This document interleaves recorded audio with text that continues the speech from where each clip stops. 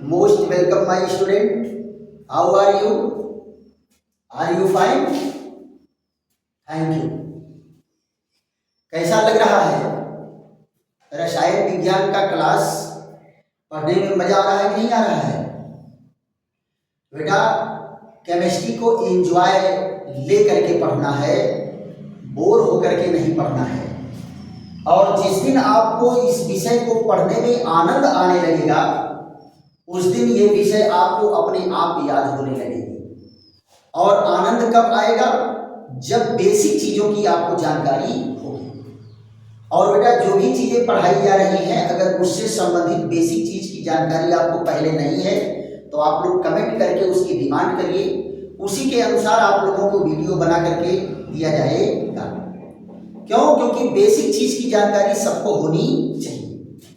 जैसे मान लो कुछ बच्चों को अगर बैलेंसी ही नहीं मालूम है, संयोजकता ही नहीं मालूम है, यौगिकों के अनुसूत्र कैसे बनते हैं वो नहीं मालूम है, IUPAC नाम नहीं मालूम है, तो प्रॉब्लम थोड़ा बहुत होगी। अगला टॉपिक हम लोगों का ये चैप्टर रिएक्शन मैकेनिज्म का जब पूरा होगा तो उसके बाद IUPAC नाम ही शुरू करेंगे। और IUPAC नाम हर स्टूडेंट को मालूम होना चाहिए। उसको भी एकदम जो है ABCD से IUPAC नाम आपको पढ़ाएंगे। और आशा है कि आप लोग एक एक पॉइंट को ध्यान से पढ़ेंगे और डायरी लेकर के प्रत्येक टॉपिक को नोट करते हुए चलेंगे। आइए हम लोगों का अगला टॉपिक है योगात्मक अभिक्रिया। योगात्मक अभिक्रिया क्या होता है बेटा? इसमें दो या दो से अधिक यौगिकों के अणु आपस में जुड़ते हैं और एक अणु का निर्माण करते हैं।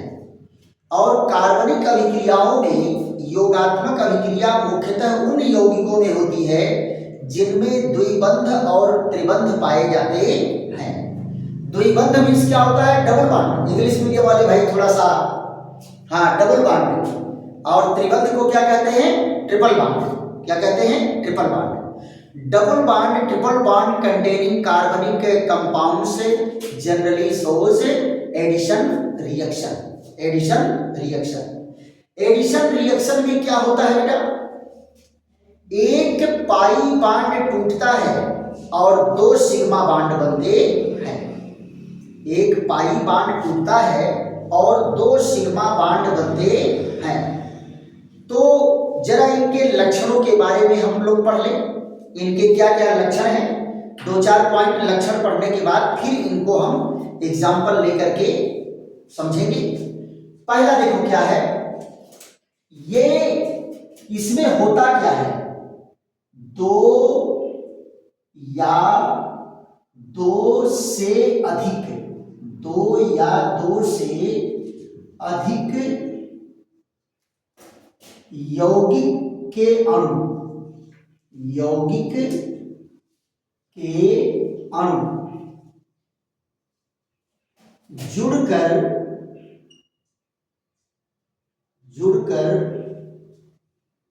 एक यौगिक बनाते हैं। एक यौगिक बनाते हैं। ये योगात्मक अभिक्रिया बेटा छोटे क्लासों से परिभाषा देकर के चले आ रहे हैं कि दो या दो से अधिक यौगिक जुड़ करके, अणु जुड़ करके एक यौगिक के अणु का निर्माण करते हैं। दूसरी चीज क्या है? यहां देखो, कार्बनिक यौगिकों में, कार्बनिक यौगिकों में द्विबंध,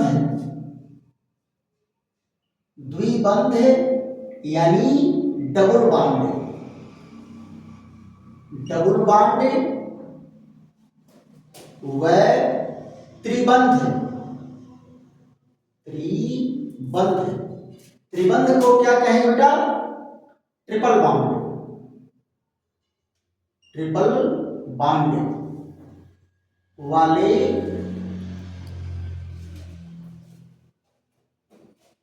यौगिकों में, यौगिकों में होता है, यौगिकों में होता है। देखो बेटा, ऐसे कार्बनिक यौगिकों में द्विबंध व त्रिबंध वाले यौगिकों में होता है। ऐसे कार्बनिक यौगिक जिसमें द्विबंध और त्रिबंध है उसमें ये अभिक्रिया संपन्न होगी। तीसरा पॉइंट क्या इसमें है? तीसरा पॉइंट, एक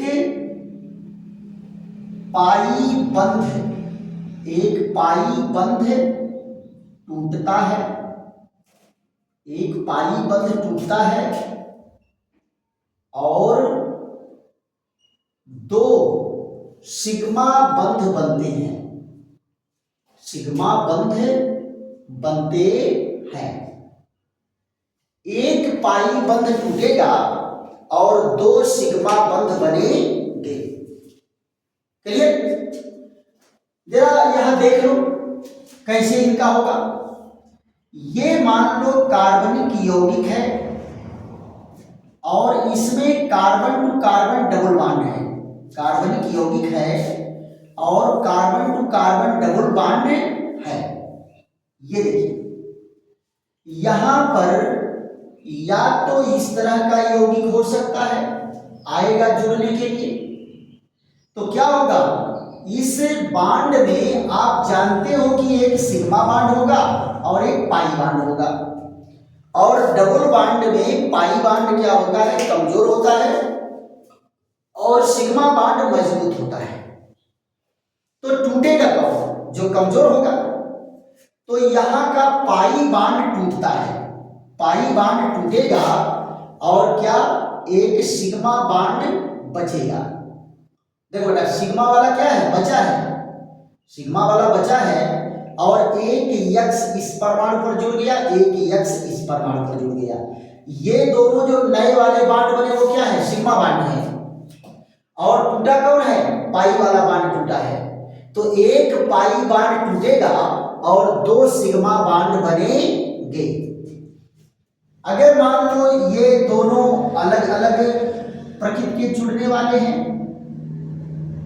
प्रकृति के जुड़ने वाले दोनों अलग अलग, ऐसे ये x और y है, तो इसमें भी क्या होगा, पाई बांड टूटेगा, पाई बांड टूटेगा और कार्बन में से एक कार्बन पर x जुड़ेगा और एक कार्बन पर y जुड़ेगा। तो देखो, ये दोनों आपस में जुड़ करके एक यौगिक का निर्माण किए हैं कि नहीं किए हैं? इसी अभिक्रिया को कहते हैं योगात्मक अभिक्रिया। क्या कहते हैं? योगात्मक अभिक्रिया। योगात्मक अभिक्रिया में बेटा बहुत बढ़िया बढ़िया टॉपिक है, बहुत बढ़िया बढ़िया टॉपिक है। यहां जरा देखो, पहला क्या है, एग्जाम्पल लेकर के आपको समझाते हैं। हैलोजन अम्लों का योग, हैलोजन अम्लों व एल्कीनो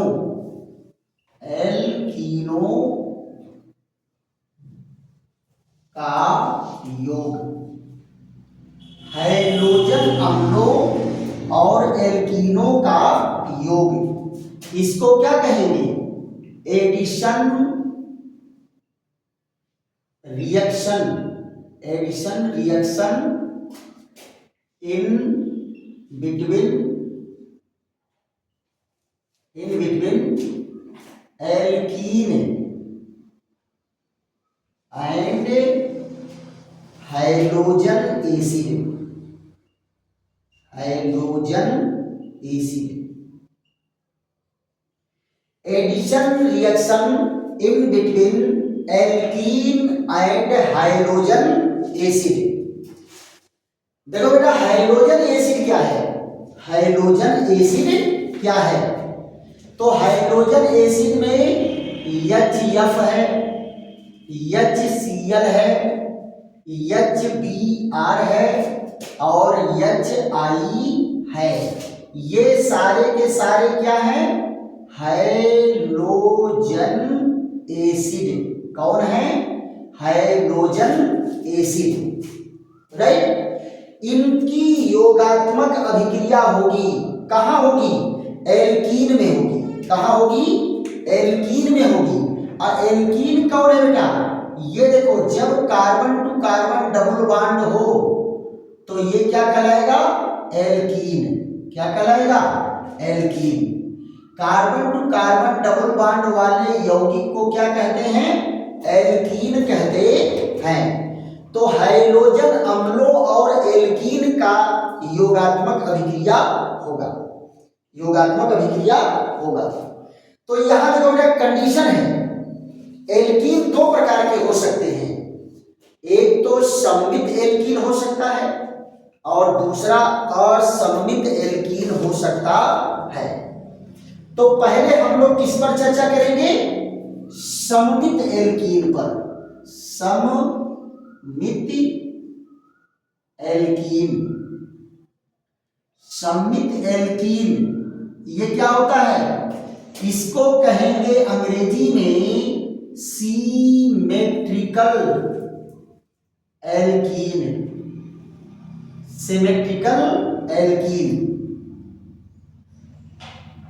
सिमेट्रिकल एल्कीन क्या होता है बेटा? जैसे मान लो ये CH2 डबल बॉन्ड CH2 कौन है बेटा? एथीन। कौन है? एथीन। इसका जनरल नाम क्या होगा? इसका जनरल नाम होता है एथिलीन। क्या जनरल नाम होता है? एथिलीन। और IUPAC नाम क्या है? एथीन। तो जरा देखो, दोनों कार्बन समान है कि नहीं है? इस कार्बन पर भी 2 हाइड्रोजन, इस कार्बन पर भी 2 हाइड्रोजन, दोनों बराबर है। यहां से आप डिवाइड कर सकते हो 2 बराबर भाग में। तो किसी भी आणविक रचना को जिसको हम 2 बराबर भाग में डिवाइड कर सकते हैं वो सममित रचना कहलाती है। तो आप जरा देखो, अगर यहां जुड़ने के लिए आ रहा है HBr, तो बेटा किसी पर भी ब्रोमीन जुड़े, किसी पर भी हाइड्रोजन जुड़े, नो प्रॉब्लम। एक कार्बन पर हाइड्रोजन जुड़ेगा और एक कार्बन पर ब्रोमीन जुड़ेगा। तो क्या हो जाएगा? जरा ध्यान दो। मान लो यहां जुड़ा हाइड्रोजन, ये हो गया CH3, और इस पर जुड़ेगा ब्रोमीन, तो ये हो गया ब्रोमीन। इसका नाम क्या हो गया? Ethyl bromide. क्या नाम हो गया? Ethyl bromide. राइट। तो अगर सममित एल्कीन है तो किसी भी परमाणु पर ब्रोमीन जुड़ सकता है, किसी भी परमाणु पर हाइड्रोजन जुड़ सकता है, दोनों कार्बन परमाणु में से। नो टेंशन, किसी पर जुड़ो। ये हाइड्रोजन यहां जुड़ सकता था, ब्रोमीन यहां जुड़ जाता। यहां जरा देखो, दूसरा एग्जांपल ऐसे ही है, इसको देख लेते हैं। यहां है CH3 और CH डबल बॉन्ड CH और ये CH3। यहां भी देखो, दोनों कार्बन समान है। इसका क्या नाम है? इसका नाम है ब्यूटीन 2। ब्यूटीन 2। देखो बेटा, 2 नंबर पर ही कार्बन लगा, 1 2 1 2, दोनों बगल से 2 नंबर पर डबल बॉन्ड लगा है, इसलिए इसका नाम क्या होगा? ब्यूटीन 2। ब्यूटीन क्यों? क्योंकि 4 कार्बन का है। तो यहां भी बेटा प्रोबेबिलिटी बराबर है, किसी पर भी हाइड्रोजन जुड़ सकता है और किसी भी कार्बन पर ब्रोमीन जुड़ सकता है। तो इसका क्या नाम हो गया? 2 ब्रोमो ब्यूटेन। कौन बन गया? 2 ब्रोमो ब्यूटेन। ये जरूरी नहीं बेटा, ब्रोमीन इस पर भी जुड़ सकता है, ब्रोमीन इस पर भी जुड़ सकता है। दोनों की प्रोबेबिलिटी बराबर है, दोनों का अधिकार बराबर है। क्यों? क्योंकि दोनों कार्बन समान है। और ये भी एल्कीन कैसा है? सममित है। कैसा है? सममित है। सममित मतलब यहां से 2 बराबर भाग में डिवाइड कर सकते हैं। यहां से 2 बराबर भाग में CH CH3 इधर हो गया, CH CH3 इधर हो गया। और जब कोई अणु बराबर बंटवारा हो सकता है, इक्वली डिवाइड हो सकता है, तो वो रचना जो है सममित रचना कहलाएगी। तो ये सममित एल्कीनों में योगात्मक अभिक्रिया है। इसका एक बार स्क्रीनशॉट ले लीजिए, फिर आगे बढ़ते हैं, इसकी क्रिया विधि समझाते हैं कि कैसे इनकी क्रियाविधि होगी। चलिए क्रियाविधि पर चर्चा कर लेते हैं, क्योंकि इस चैप्टर का तो नाम ही क्रियाविधि है। तो हमको क्रियाविधि जानना है कि ये अभिक्रिया होती है कैसे। और रीजन अगर आपको पता चल गया बेटा तो केमिस्ट्री पढ़ने में मजा आता है। जब कारण पता चला कि ये कैसे होता है, क्यों होता है, तो केमिस्ट्री पढ़ने में मजा आने लगता है। और जब तक रीजन नहीं पता चलेगा तब तक किसी भी स्टूडेंट को कोई भी चीज समझ में आने वाली नहीं है। नहीं, आप जरा बताओ, इतनी मोटी किताब है आपकी, कितने रिएक्शन का आप रट्टा मारोगे, कितना याद करोगे? इसलिए याद करना कम, समझना बहुत जरूरी है। और दूसरी चीज बेटा आपको मैं बताया कि केमिस्ट्री लिख के पढ़ा जाता है। आप एक बार जो है इसको पढ़ लो, 2 बार पढ़ लो, उसके बाद किताब कापी बंद करके, नोट बंद करके जरा लिख करके देखो कि सही सही लिख पा रहे हो कि नहीं। और जितना लिख करके अभ्यास करोगे, ब्रेन कम, आपका हाथ ही जो है सही सही रिएक्शन लिख देगा। चलिए यहां जरा देखो, इनकी क्रिया विधि पर चर्चा करते हैं। क्रिया विधि, क्रिया विधि अंग्रेजी में इसको क्या कहते हैं? मैकेनिज्म।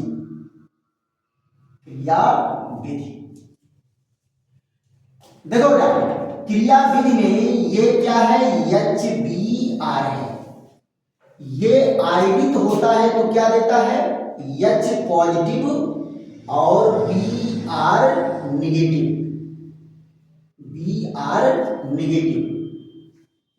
ये देखो यहां पर CH2 डबल बॉन्ड है और CH2। यहां अटैक कौन करता है? यहां अटैक कौन करेगा? हाइड्रोजन। हाइड्रोजन अटैक करेगा। हाइड्रोजन कैसा है? धन आवेशित है, तो ये भी क्या है? इलेक्ट्रोफाइल है। इलेक्ट्रोफाइल। अब यहां ध्यान दो, इलेक्ट्रोफाइल अगर आक्रमण कर रहा है तो इस योगात्मक अभिक्रिया का नाम क्या पड़ जाएगा? इलेक्ट्रोफिलिक योगात्मक अभिक्रिया। क्या कहेंगे? Electrophilic addition reaction. क्या होगा? Electrophilic addition reaction. ध्यान दो, ये यहां आया, ये पाई इलेक्ट्रॉन लेकर के ये किसी न किसी कार्बन पर जुड़ेगा। अगर ये हाइड्रोजन इस कार्बन पर जुड़ा तो यहां धनावेश आ जाएगा, अगर इस कार्बन पर जुड़ा तो यहां धनावेश आ जाएगा। राइट? तो यहां ध्यान दो, इस कार्बन पर जुड़ा यहां CH3 हो गया और ये CH2 पर क्या आ गया? Positive charge. अब जुड़ने के लिए कौन आएगा? ब्रोमाइड का नेगेटिव आयन आता है और एक जोड़ा इलेक्ट्रॉन दे करके ये जुड़ जाता है किससे? CH3, CH2 और Br। देखिए तो एथिल ब्रोमाइड बन गया कि नहीं बन गया? Ethyl bromide. और अगर इसी का नाम IUPAC लिखना होगा तो क्या होगा? इसको कहेंगे ब्रोमो इथेन। क्या कहेंगे? Bromo ethane. राइट? और ये कौन सा है? ये है एथीन। और IUPAC नाम इसका क्या होगा? IUPAC नाम होगा, अरे एथीन इसका IUPAC नाम है, जनरल नाम क्या होगा? एथीलीन। एथीलीन। एथीलीन। तो ये इसकी क्रिया विधि है। लेकिन आप जरा ध्यान दो, प्रश्न ये उठता है कि ये तो सममित एल्कीन था, अगर असममित एल्कीन होगा तब क्या होगा? तो असममित एल्कीन अगर होगा तो वहां लगेगा मार्कोनी-काफ का नियम। क्या लगेगा? मार्कोनी-काफ का नियम। मोस्ट इंपॉर्टेंट नियम है मार्कोनी-काफ का नियम, परीक्षा में खूब धुआंधार पूछा जाता है। तो असममित एल्कीनों के लिए यहां देखो प्रश्न क्या है? असममित एल्कीनों के लिए दूसरा पॉइंट, असममित मित एल्कीनों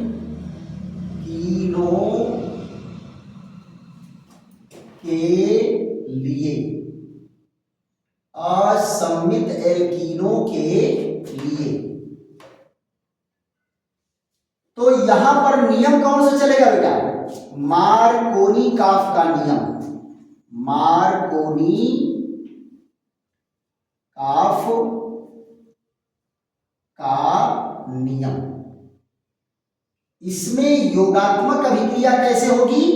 मार्कोनी-काफ के नियम के अनुसार, मार्कोनी-काफ के नियम के अनुसार। मार्कोनी-काफ का नियम क्या कहता है? यहां देखो, कहता है जुड़ने वाले अणु, जुड़ने वाले अणु का ऋणात्मक भाग, जुड़ने वाले अणु का ऋणात्मक भाग द्विबंध के, जुड़ने वाले अणु का ऋणात्मक भाग द्विबंध के उस कार्बन, द्विबंध के उस कार्बन से जुड़ता है, उस कार्बन से जुड़ता है जिस पर हाइड्रोजन परमाणु, जिस पर हाइड्रोजन परमाणु सबसे कम हो, हाइड्रोजन परमाणु सबसे कम हो। ये मार्कोनी-काफ का नियम है। क्या कहे कि डबल बॉन्ड वाले यौगिक से तो जुड़ रहा है, लेकिन जुड़ने वाले अणु का क्या है? एक धन है, एक ऋण है।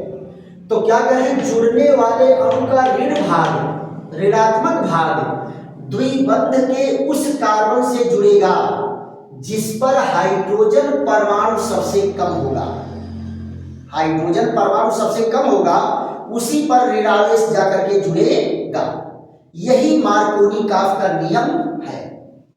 आओ जरा एग्जांपल देखते हैं। तो मार्कोनी-काफ का नियम ये देखो, ये है CH3 और CH डबल बॉन्ड, यहां पर देखो CH2, ये देखिए।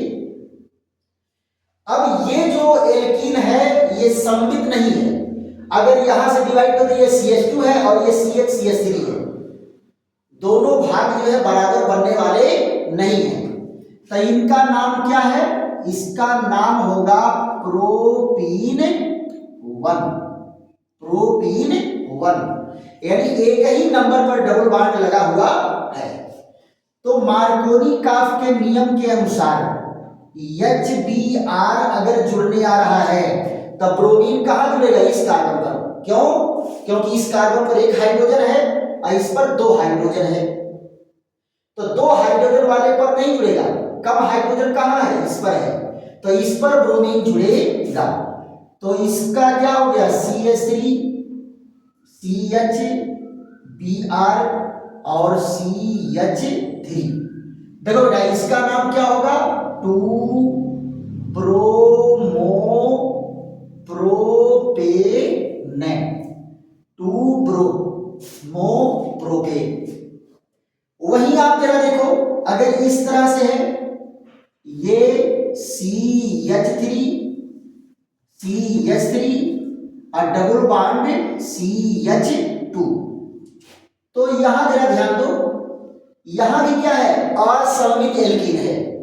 डबल बॉन्ड के दोनों कार्बन आइडेंटिकल नहीं है। यहां 2 हाइड्रोजन है, इस कार्बन पर एक को हाइड्रोजन नहीं है। तो यहां भी जुड़ने वाले अणु का ऋणात्मक भाग कहां जुड़ेगा? इस तरह से। यहां देखो, ये CH3 और CH3 और ये हो गया CH3, यहां Br। अब बेटा देखो, इनका नामकरण कैसे करेंगे? 1, 2, 3। तो 2 नंबर पर मेथिल भी है और 2 नंबर पर ब्रोमो भी है ना? तो यहां क्या हो जाएगा? 2 मेथिल और 2 ब्रोमो प्रोपेन। ये देखिए, तो यहां ऋण आवेश कहां जुड़ा? उस कार्बन पर जुड़ा जहां हाइड्रोजन सबसे कम था। क्लियर?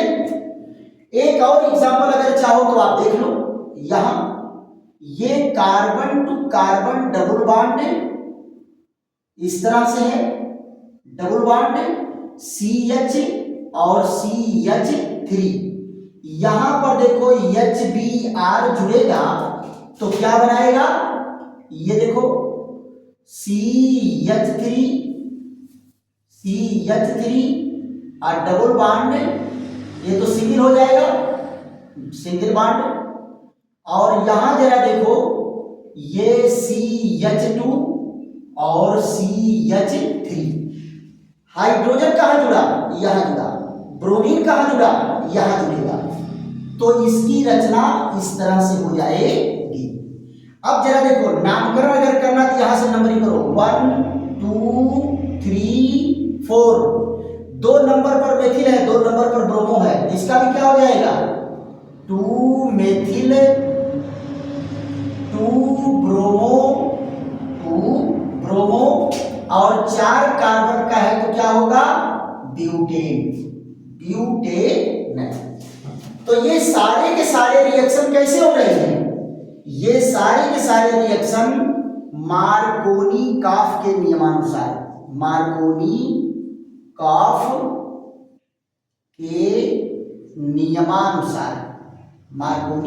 के नियमानुसार ये रिएक्शन हो रहा है according to Markovnikov rule. According to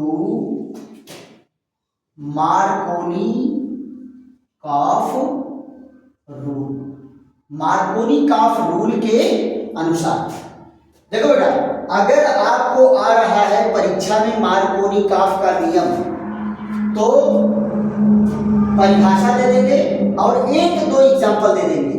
बहुत ज्यादा रॉकेट साइंस नहीं इसमें है कि बहुत कठिन चीज है, क्या करेंगे। बस केवल रूल जानना है कि जुड़ने वाले अणु का ऋणात्मक भाग द्विबंध के उस कार्बन से जुड़ेगा जिस पर हाइड्रोजन परमाणुओं की संख्या सबसे कम होती है। बस इससे ज्यादा याद नहीं करना है और इससे ज्यादा लिखना नहीं है। और इनमें से 3 एग्जाम्पल मैं आपको बताया हूं, कौनों एक एग्जाम्पल उठा के दे दो, बस काम क्लियर। इसके बाद बेटा इसमें क्या आ जाता है? एंटी मार्कोनी-काफ का नियम। एंटी मार्कोनी-काफ का नियम क्या होता है बेटा? उसके कई नाम हैं। एंटी मार्कोनी-काफ का नियम, पराक्साइड का प्रभाव, खैरेस प्रभाव, ये सब इसके नाम हैं। लेकिन ये होता कैसे है? किसी कार्बनिक पराक्साइड की उपस्थिति में, कार्बनिक पराक्साइड की उपस्थिति में ये नियम उल्टा हो जाता है। ये नियम क्या हो जाता है? उल्टा हो जाता है। तो उसे क्या कहते हैं? एंटी मार्कोनी-काफ का नियम। तो आइए उस पर हम लोग चर्चा कर लेते हैं। तो यहां पर क्या हो जाएगा? एंटी मार्कोनी-काफ का नियम। देखो यहां पर फिर से मिटा करके स्क्रीनशॉट ले लीजिए, मिटा करके फिर से बताते हैं।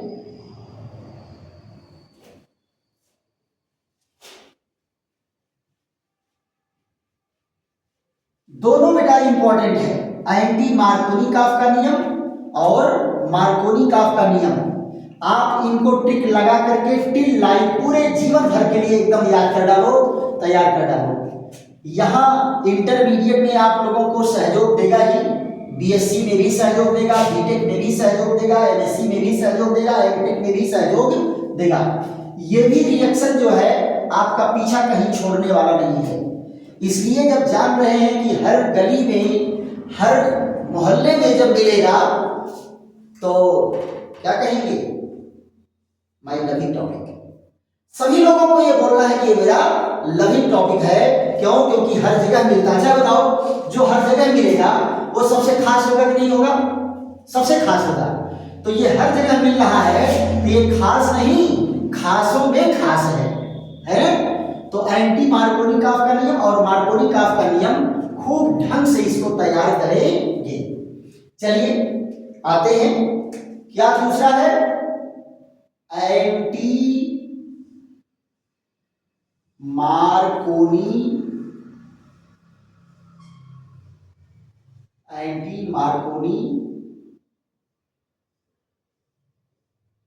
कॉफ का नियम, एंटी मार्कोनिकॉफ का नियम, इसको कहते हैं anti Markovnikov rule, anti Markovnikov rule, Markovnikov rule, anti Markovnikov rule. क्या कह रहे हैं, जरा इनका डिफिनेशन देख लो। यदि योगात्मक अभिक्रिया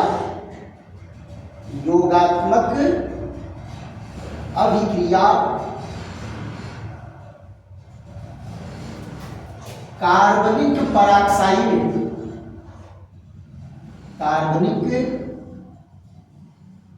पराक्साइड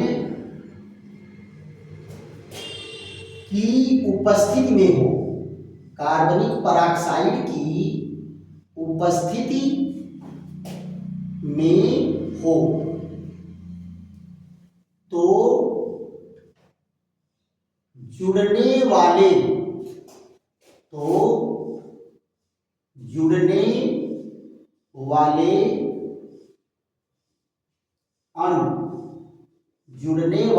अणु का ऋणात्मक भाग, जुड़ने वाले अणु का ऋणात्मक भाग द्विबंध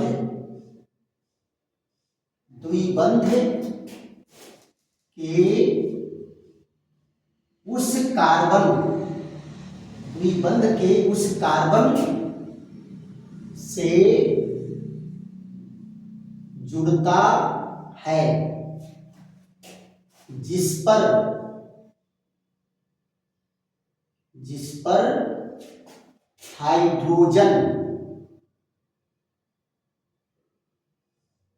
हाइड्रोजन सबसे कम हो, सबसे अधिक हो, उल्टा हो जाता है, सबसे अधिक हो।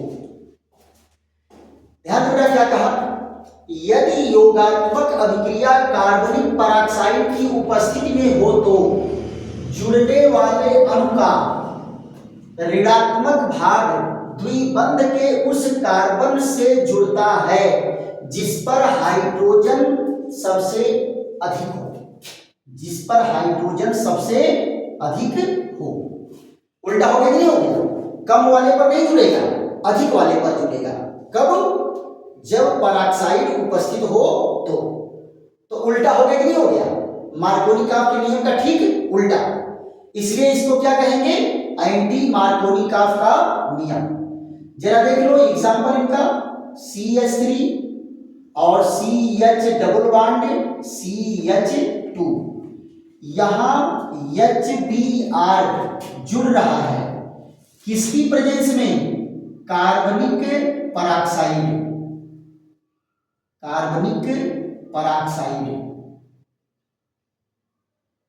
की उपस्थिति में जुड़ रहा है। तो क्या होगा, CH3 और यहां CH2 और ये CH2Br, ये कौन बना, 1 ब्रोमोप्रोपेन। देखो अब की बार कहा, यहां न जुड़ करके यहां जुड़ा है ब्रोमीन, है ना, और ये क्या है, ये है प्रोपीन 1। वही आप जरा देखो, अगर इस तरह से है CH3 डबल बॉन्ड CH2, इसमें HBr जुड़ेगा सेम कंडीशन में, तो क्या करेगा कार्बन, ये देखो CH3 और CH, और यहां क्या हो जाएगा CH2Br। यहां देखिए 1 2 3, तो यहां क्या हो जाएगा 2 मेथिल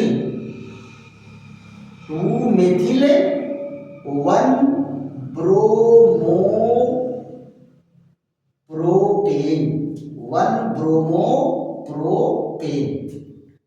ये जरा देखिए, अगर मान लो इस तरह से कार्बन की यौगिक हो CH3 और CH3 डबल बॉन्ड CH और CH3, तो यहां पर जरा देखो ये HBr जो जुड़ेगा तो क्या बनाएगा, अब की बार हाइड्रोजन कहां जुड़ेगा, जहां सबसे कम हाइड्रोजन होगा इस पर हाइड्रोजन जुड़ गया, और यहां क्या जुड़ेगा ब्रोमीन,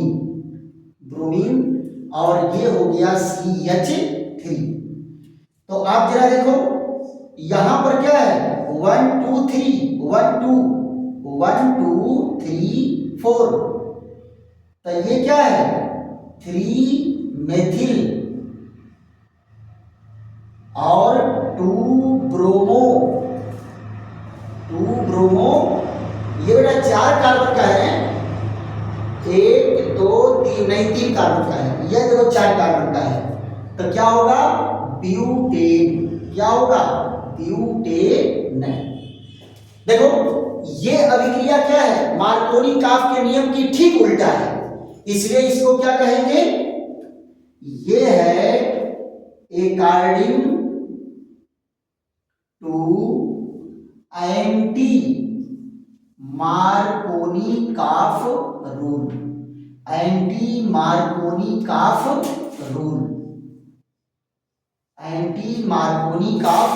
रूल, राइट।